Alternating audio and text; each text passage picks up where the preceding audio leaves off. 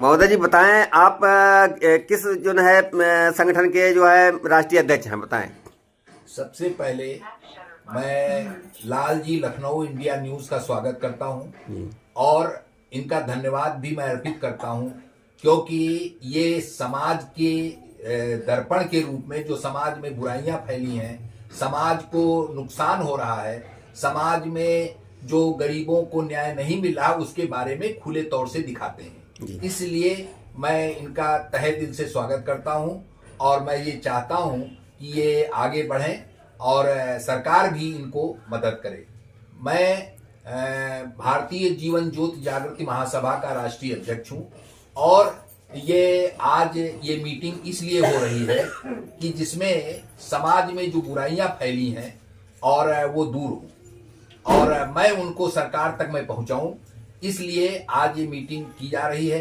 महोदय जी ये बताएं कि जैसे कि आजकल बहुत चलन चल चुका है, अभी सुल्तान में 6 बेटियां जो है छोटी छोटी जो है पटरियों पर पड़ी हैं, पत्थरों पर पड़ी हैं, रोडों पर पड़ी हैं, तो उसके बारे में क्या कहना चाहेंगे? देखिए, समाज में एक बहुत बड़ी बुराई है और वो है जातिवाद। मेरा ये मानना है कि जब तक ये जातिवाद पर कोई ऐसा कानून नहीं बनेगा कि जातिवाद हटे, और जब तक ये जातिवाद रहेगा तब तक समाज में विध्वंसता फैलती रहेगी, अराजकता फैलती रहेगी, भ्रष्टाचार बढ़ेगा, महिलाएं सताई जाएंगी, भ्रूण हत्या होते रहेंगे, आपस में लड़ाई लोग करते रहेंगे, जातिवाद के बल पर एक दूसरे से वैमनस्यता होती रहेगी, दुश्मनी बढ़ेगी और यहां तक कि आप भारतवर्ष में नहीं अन्य देशों में भी जितनी लड़ाइयां हो रही हैं, अभी जैसे हमास और गाजा में और इजराइल में विवाद हुआ, ये सब जातिवाद का कारण है। हमारे देश में, हमारे सरकार में भी मैं देखता हूं जो विपक्षी लोग जाति जनगणना की बात कर रहे हैं। एक बार जाति जनगणना के आधार पर हमारा देश जब आजाद हुआ था 1947 में, तो हिंदुस्तान और पाकिस्तान के रूप में वो बढ़ चुका है केवल जाति के आधार पर। तो क्या जाति जनगणना करा करके क्या इस देश को फिर से जातियों में बांटना चाहते हैं आप? ये कैसी विडंबना है, ये कैसा सोच है लोगों का। इसलिए मैं खुले तौर से और तहे दिल से ये कहता हूं कि जब तक, और मेरा ये विश्वास है 100% कि जब तक ये जातिवाद खत्म नहीं होगा तब तक ये विवाद खत्म नहीं होंगे। महिलाएं सताई जाएंगी, बालिकाएं सताई जाएंगी, किसी की शिक्षा नहीं बढ़ सकती है, आपस में विवाद होते रहेंगे, मर्डर होते रहेंगे और ये अराजकता फैलती रहेगी और भ्रष्ट देश जो है वो भ्रष्टाचार मुक्त हो ही नहीं सकता है। और मैं तो कहना चाहता हूं कि इसमें सभी पार्टियां विशेष करके शामिल हैं। जब तक सभी पार्टियां मिल करके और ये जातिवाद नहीं हटाने की कोशिश करेंगी, तब तक ये जातिवाद इस देश में जो विष बन करके लोगों को निगल रहा है, खा रहा है, तब तक ये जातिवाद खत्म नहीं होगा और मेरा ये मानना है। मोदी जी ये बताएं कि जातिवाद खत्म कैसे होगा? देखिए, जातिवाद खत्म करने के लिए सबसे पहले तो जनमानस में, देखिए हमारे यहाँ जातियां बनी हुई हैं। जो लोग जाति के नाम पर आडंबर कर रहे हैं, जैसे हमारे हिंदू, मुस्लिम, सिख, ईसाई और जितनी भी अन्य जातियां हैं वो कही जाती हैं, लेकिन विशेष करके अगर देखा जाए तो लोगों को जाति शब्द का अर्थ ही नहीं मालूम है कि जाति होती क्या है। जाति वास्तव में जब मानव धरती पर जन्मा और जन्म हुआ, मैं तो ये कहूंगा कि जब बच्चे पैदा होते हैं तो क्या उनके ऊपर ये लिख करके ऊपर से आता है कि ये हिंदू है, ये मुस्लिम है? ऐसा तो नहीं है। या इस जाति का है, ऐसा तो नहीं है। भगवान के घर से जब वो आता है, प्रभु के घर से जब वो आता है, तो वो न हिंदू होता है, न मुस्लिम होता है, न सिख होता है, न ईसाई होता है। तो ये जाति यहां पर लोगों ने अपनी दुकानों को चलाने के लिए अपनी अपनी दुकानें बना ली। कोई मंदिर बनाता है तो कोई मस्जिद बनाता है, कोई गुरुद्वारा बनाता है, कोई ईसाई घर बनाता है, और दुकानों को चलाने के लिए ये केवल जातिवाद लोग फैलाए रहते हैं और इसी में लोग लड़ाते रहते हैं और इसी का फायदा ये नेता लोग उठाते रहते हैं और लोगों में मार दहाड़ और भ्रष्टाचार और गुंडागर्दी ये सब फैला करती है। तो जब तक ये जातिवाद खत्म नहीं होगा तब तक ये न गुंडागर्दी खत्म होगी और न भ्रष्टाचार खत्म होगा। अब रह गई कि जाति आई कहां से। तो जब मानव का जन्म हुआ तो यहां पर 5 तरीके के लोग आए, अंडज, पिंडज, स्वेदज, जरायुज और उद्भिज। जो चीजें अंडे से बनी उसको अंडज कहा गया, जो चीजें पिंड से बनी। अब हम लोग मानव के जितने भी लोग हैं, ये पिंड, पेट में पिंड बनता है तब हम लोगों का जन्म होता है, तो पिंडज, हम लोग पिंड कहलाए पिंडज के रूप में। अंडज, पिंडज और स्वेदज जो पसीने से चीजें बनती हैं वो स्वेदज कहलाती हैं, और उद्भिज जो अपने आप पैदा हो जाती हैं वो उद्भिज कहलाती हैं। अंडज, पिंडज, स्वेदज, जरायुज जो जाले से बनती हैं वो जो है वो जरायुज कहलाते। तो इस प्रकार से 5 प्रकार की जातियां इस धरती पर हैं, लेकिन लोगों ने अपने फायदे के लिए जो है वो तमाम सी जातियां बना ली। अब रह गया ये चीजें आई कहां से? तो जब मानव का जन्म हुआ, कुछ लोग बुद्धिजीवी थे, कुछ लोगों का जिनका बुद्धि का विकास प्रभु ने किया, उन लोगों ने देखा कि समाज में जो आदमी जो काम करता था उसको उस जाति का कह करके पुकारने लगे। जैसे जो ब्राह्मण था, जो पूजा पाठ करता था और लोगों को पढ़ाता था, तो उसको ब्राह्मण कह दिया। जो मंदिरों में पूजा पाठ करते थे, जो धोबी का जो काम जो करते थे, कपड़े धुलते थे, उनको धोबी कह दिया। जो आदमी चर्मकार, जो चमड़े का काम करते थे, उनको चर्मकार कह दिया। जो खेत जोते थे, उनका काम करते थे, उनको किसान कह दिया। तो इस प्रकार से लोगों ने कह करके पुकारा, लेकिन उसमें कुछ रूढ़िवादी लोगों ने उसको जाति बना लिया कि अब जो जिस जाति का है, जो कर्म जो कर रहा है, उसको उसी जाति में वो शादी करेंगे, दूसरे में नहीं जाएंगे। तो ये रूढ़िवादी बातें जब पैदा हो गई तो लोगों में वैमनस्यता आ गई, मानवता खत्म होने लगी, इंसानियत खत्म होने लगी। लोग जाति के विशेष के रूप में लोगों को पहचानने लगे। तो ये जब तक नहीं खत्म होगा तब तक देश से भ्रष्टाचार खत्म नहीं हो सकता है और ना तो सुख लोगों को मिल सकता है। महोदय जी, पंडितों में जैसे मिश्रा, द्विवेदी, चतुर्वेदी, पता नहीं कितनी जातियां हैं। देखो, ऐसा है कि लिखने से कुछ नहीं होता है जी। ये तो एक शब्द है। जैसे आपने मिश्रा और ये कोई कुछ भी लिखे, जैसे मैं विद्यार्थी लिखता हूं, मैं वकील हूं, वकालत का काम करता हूं, तो मेरी जात वकील की है। तो मैं इतना जानता हूं कि जैसे पंडित एक शब्द है। अब पंडित होता कौन है? देखिए, लिखा हुआ है कि मातृवत परदारेषु, जो पराई स्त्री को माता के समान समझे, पराई स्त्री को माता के समान समझे, मातृवत परदारेषु, और दूसरे के धन को लोहे के समान समझे, पर द्रव्येषु लोष्ठवत्, आत्मवत् सर्वभूतेषु, अपने में ही भगवान के दर्शन करे, अपने में ही प्रकृति के दर्शन करे और सबको समान रूप से व्यवहार करे। आत्मवत् सर्वभूतेषु यो जानात् स पंडिता, जो भगवान की आराधना करे, भगवान में मस्त रहे, वही पंडित है। तो चंदन लगाने से कोई पंडित नहीं होता, माला पहनने से कोई पंडित नहीं होता, किसी प्रकार से पूजा पाठ कराने से कोई पंडित नहीं होता। पंडित वही है जो सबका कल्याण करे, जो सबके कल्याण की बात करे, वही पंडित है। तो इसलिए ये कोई जाति कोई शब्द नहीं है।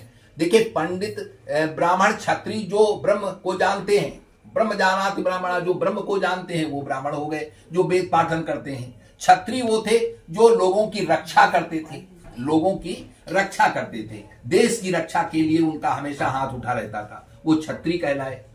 और वैश्य वो थे जो व्यापार करते थे, और शूद्र वो थे जो पढ़े लिखे नहीं थे और वास्तव में कुछ गलत काम करते थे, जैसे चोरी करना, बेईमानी करना, ये करना, वो करना, तो वो शूद्र कहलाए। तो इस प्रकार से जो है रूढ़िवादी लोगों ने ये बात कह दी। लेकिन अब वो चीज, महोदय जी, रूढ़िवादी कौन थे?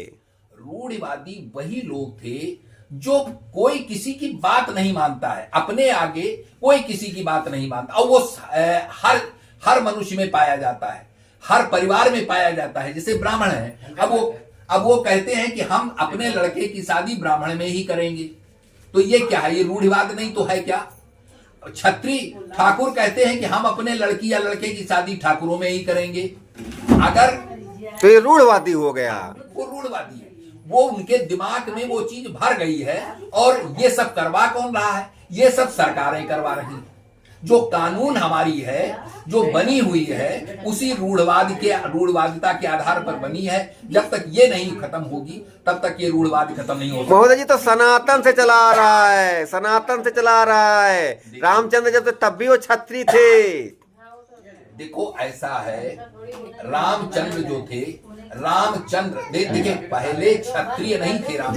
देखो ये कहना गलत है। रामचंद्र जी रघुवंशी थे। रघुकुल रीत सदा चली आई, प्राण जाहि पर वचन जाई। पहले रघुवंश वंश चलता था।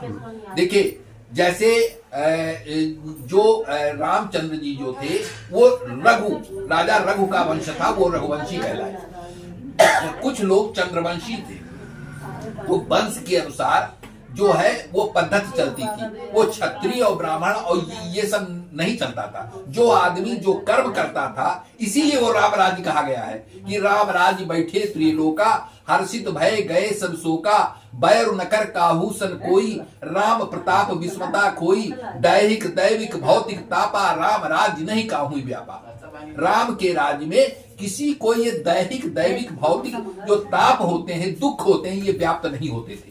तो क्योंकि कर्म के आधार पर वो जातियां थी। जो आदमी जो काम करता था उसको वो कहलाता था, किसी को सताया नहीं जाता था। इस समय जो सरकारें हैं वो इसको पहचान नहीं कर पा रही हैं, क्योंकि इस समय लोकतंत्र है, वोट की राजनीति है। हर आदमी हर पार्टी को वोट लेना है। वो चाहे झूठ साच बोल करके नंगा खड़ा होकर, लोग वोट के लिए नंगे खड़े होने के लिए तैयार है। सरकार तो राम राम राम राम कर रही है। देखिए सरकार क्या कर रही है हमको इससे नहीं मतलब है। हमको केवल इसलिए मतलब है कि ये जात खत्म होने के लिए जो जातिवादी गलत ढंग से सर्टिफिकेट बनाए जा रहे हैं वो तत्काल प्रभाव से खत्म होने चाहिए। जातिवादी सर्टिफिकेट बनाना बंद करना चाहिए। जाति के आधार पर जो आयोग, निगम, कारपोरेशन, वक्फ बोर्ड बना हुआ है वो तत्काल प्रभाव से इनको निरस्त करके हटा देना चाहिए। तो महोदय जी, जातिवादी आधार पर जो कानून बने हुए हैं इन पर अंकुश लगाना चाहिए, इनको खत्म कर देना चाहिए। जब तक ये सब नहीं होगा, जब तक कानून नहीं बनेगा जाति को हटाने के लिए, तब तक ये जातिवादी व्यवस्था नहीं खत्म हो सकती है।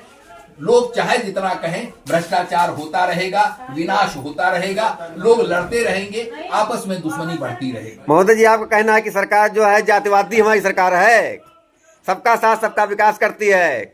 देखिए ये तो वोट की राजनीति है। कोई भी पार्टी जब आती है तो वो जनता का ध्यान अपनी ओर आकर्षित करने के लिए कुछ न कुछ टाफियां और रेवड़ी बांटती है। तो इसलिए ये तो हर सरकार करती है। तो हर सरकार पार्टी अपनी सरकार बनाना चाहती, तो मैं उसकी बात नहीं करता हूं। वैसे जहां तक बीजेपी की सरकार है, हम उसकी बुराई इसलिए नहीं कर सकते हैं क्योंकि इन्होंने देश लेवल पर काम किया है। जैसे धारा 370 हटाई, 53 हटाई, तो उन्होंने देश के हित में तमाम से पुल बनाए, सड़कें बनाए, अस्पताल बनाए, तो देश समाज के लिए अच्छा काम कर रहे हैं। लेकिन हमारा विपक्ष जो बैठा है, जो जातीय जनगणना करवाने के पक्ष में है, और उनकी आप बात करिए। अरे आप सब छोड़ दीजिए, जाति के आधार पर एक वक्फ बोर्ड बना है जो 1995-96 में बना था, और शायद वक्फ बोर्ड के बारे में आप लोग नहीं जानते होंगे। वक्फ बोर्ड वो चीज है, संस्था वो है कि उसमें हर कर्मचारी और अधिकारी मुस्लिम होता है, और वक्फ बोर्ड की सुनवाई वक्फ बोर्ड ही करता है। वहां पर यह कानून है कि अगर वक्फ बोर्ड ये घोषित कर दे कि ये बदाली खेड़ा वक्फ बोर्ड का है, तो ये वक्फ बोर्ड का कहा जाएगा। इसकी सुनवाई ना हाई कोर्ट में है ना सुप्रीम कोर्ट में है। तो क्या इस देश को आप जातिवादी संस्था बनाना चाहते हैं? मैं समझता हूं इस देश को मानवता के आधार पर रहना चाहिए। आप इंसानियत के, जिसमें आपस में लड़ाई झगड़ा न हो, क्योंकि मुस्लिम भी हमारे भाई हैं। उनका भी खून काटो तो हमारे खून जैसा है, हम उनको अपने से अलग नहीं कर सकते। वो भी परिवार हमारा ही परिवार है। हम सनातनी हैं, वो भी हमारे सनातन धर्म के अनुयायी हैं पहले से, तो इसलिए हम उनको अपने से अलग नहीं कर सकते। केवल ये जो सर्टिफिकेट है, जो कानून बनी हुई है, जब तक ये जातिवादी कानून खत्म नहीं होंगे, ये वक्फ बोर्ड खत्म नहीं होगा, ये आयोग, निगम, कारपोरेशन, जातिवादी अनुसूचित जाति आयोग, सवर्ण आयोग, महिला आयोग, पिछड़ा वर्ग आयोग, तो ये सब आयोग खत्म नहीं होंगे तब तक मैं समझता हूं कि ये भ्रष्टाचार खत्म नहीं होने वाला है। लोग दुश्मनी करते रहेंगे, नौकरियां समान रूप से नहीं मिलेंगी। मेरा तो ये कहना है, मेरा विशेष करके ये कहना है कि जो भी हमारे भारतवर्ष में पिछड़े हैं और गरीबी रेखा के नीचे जो निवास करते हैं, उनका हर परिवार का सर्वे करा लिया जाए और सभी, कोई हिंदू मुस्लिम सिख ईसाई की बात नहीं, हर परिवार में, चाहे वो मुस्लिम हो, चाहे हिंदू हो, चाहे सिख हो, चाहे ईसाई हो, जो गरीबी रेखा से नीचे जो परिवार जीवन यापन कर रहे हैं, उनको सर्वे करा करके उसमें किसी एक महिला अथवा पुरुष को उसकी योग्यता के अनुसार सरकारी नौकरी दी जाए।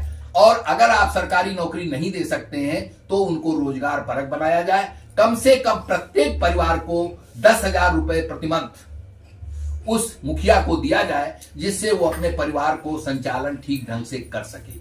अगर आप देश से भ्रष्टाचार खत्म करना चाहते हैं, अगर आप देश को सुख शांति में लाना चाहते हैं, अगर आप सच्चे मन से लोगों की मदद करना चाहते हैं, तो प्रत्येक को देखिए, जातिवाद हटा करके आप सबको देखिए और जो भी गरीबी रेखा से नीचे है उन महिला अथवा पुरुष को सरकारी नौकरी दी जाए या उनको रोजगार परक बनाया जाए घर घर में।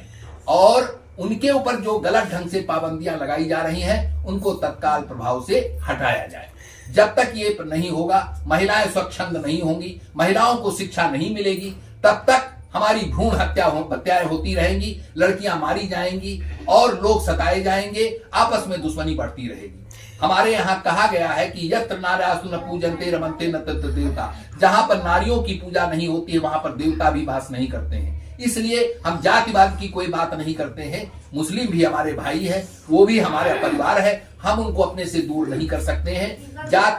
जात की कोई बात नहीं है, सबकी रक्षा की जाए और सबको समान रूप से रोजगार के अवसर दिए जाए। महोदय जी, अपने जातवाद की बात किया, हिंदू मुस्लिम की बात किया। अच्छा, जातवाद में ये बताइए कि जो मंदिर बने हैं और अभी जो राम मंदिर बन गया है, तो क्या इसमें SC OBC को रखा जाएगा? भाई देखो, हम कोई सरकार तो है नहीं, ना तो हम सरकार में हैं। जो सरकार में है वो अपना जाने कि किसको रखना है, हम तो अपनी बात करते हैं। हम तो जो देश में भ्रष्टाचार फैला हुआ है, जो दुश्मनी जहन में लोगों के है कि ये हिंदू है, ये मुसलमान है, ये सिख है, ये ईसाई, ये दुश्मनी खत्म हो। मतलब आपने सिद्ध कर दिया कि हमारी सरकार जातिवादी सरकार है। हम इसकी बात ही नहीं करते, हम सरकार की कोई बात ही नहीं करते, क्योंकि सरकार जब अखिलेश थे तो इससे ज्यादा होता था। तो महिलाएं जो है दिन दहाड़े उनकी इज्जत लूटी जाती थी, घरों में डकैतियां करवाई जाती थी, कितने कार सेवक मार दिए गए, कितना सब कुछ होता था। तो हम सरकारों की बात नहीं करते। देखिए, हम केवल मानवता की बात करते हैं, हम इंसानियत की बात करते हैं। जो हमारे बात को नहीं मानता है, जो हमारे इस जातिवादी जो कार्य हो रहे हैं और इनको इसमें इस मत में हमारे साथ नहीं है, मैं समझता हूं कि वो पार्टी के लोग, क्योंकि जब ये जातिवाद खत्म हो जाएगा तो नेताओं की आधी नेतागिरी तो अपने आप खत्म हो जाएगी। तो इसलिए नेता खुद ही नहीं चाहते हैं कि ये जातिवाद खत्म हो, कोई पार्टी नहीं चाहती कि जातिवाद खत्म हो। हर पार्टी ये चाहती है कि जो मानवतावादी हैं, जो इंसानियतवादी हैं, इनको लड़ाओ और लड़ा करके इनके घरों पर कब्जा करो, इनके परिवार का कब्जा करो, और ये जब लड़ेंगे तभी हमको वोट देंगे, जब ये सताए जाएंगे तभी वोट देंगे। ये मानसिकता जब तक खत्म नहीं होगी तब तक ये देश उन्नत नहीं कर सकता है, लोगों में वैमनस्यता खत्म नहीं हो सकती है और हमारा देश आगे नहीं बढ़ सकता है। इसलिए जातिवादी आधार पर जो भी सर्टिफिकेट बनते हैं वो तत्काल प्रभाव से, गलत ढंग से बन रहे हैं, तत्काल प्रभाव से खत्म किए जाए और वो कर्म के आधार पर सर्टिफिकेट दिए जाए। जो काम करता है उसको देख करके वो सर्टिफिकेट दिया जाए और साथ में हर घर में एक महिला अथवा पुरुष को जो गरीबी रेखा के नीचे है उसको रोजगार प्रदान किया जाए, मैं समझता हूं। और साथ में देश में एक संपूर्ण सर्वे कराया जाए, जो भी गरीबी रेखा के नीचे निवास करते हैं सबको रोजगार परक बनाया जाए। मैं समझता हूं देश तभी उन्नत कर सकता है जब सबका स्वाभिमान बचा रहेगा, सबकी इज्जत होगी और देश में ये जो रूढ़िवादी कार्य हो रहे हैं ये खत्म होंगे और जातिवाद ये खत्म हो जाएगा। तो मैं समझता हूं देश का कम से कम 60% भ्रष्टाचार स्वतः खत्म हो जाएगा। इसमें हमको ये पूर्ण विश्वास है। धन्यवाद।